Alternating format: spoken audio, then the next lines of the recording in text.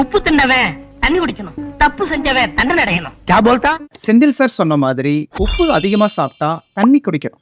ஏன்னு இந்த வீடியோல சொல்றேன், கடைசி வரைக்கும் ஸ்கிப் பண்ணாம பாருங்க. Okay sir. நீங்க ஒரு நாளைக்கு 5 முதல் 6 கிராமுக்கு அதிகமான அளவில் உப்பு எடுக்கும் பொழுது உடலில் உள்ள செல்களில் உள்ள நீர் குறைய ஆரம்பிச்சு உடம்பில் ஒரு வறட்சி ஏற்படும். இந்த வறட்சியை உணர்த்துறது மூளையில் இருக்கக்கூடிய ஹைப்போதலாமஸ். உங்களுக்கு அறிவோ அறிவுனே. இதனால நீங்க நிறைய தண்ணி குடிக்க ஆரம்பிப்பீங்க. அதோட உடம்பின் செல்கள்ல இருந்து வெளியேறிய நீர் ரத்த குழாய்கள்ல சேர்றதால பிளட் வால்யூம் அதிகமாகும். இதனாலதான் BP, heart and kidney problem இருக்கிறவங்க உப்பின் அளவை குறைவா எடுத்துக்கங்க அப்படின்னு சொல்றோம். இவ்வளவு நாளா மூடி கிடந்த அறிவு கண்ண நீங்க திறந்துட்டீங்கயா? வேர்ல்ட் ஹெல்த் ஆர்கனைசேஷன் பரிந்துரைப்பது ஒரு நாளைக்கு 5 கிராமுக்கும் குறைவான உப்பை பயன்படுத்தணும்னு. இந்த மாதிரி விஷயத்தை நான் அமெரிக்காவோட சொல்லியிருந்தா?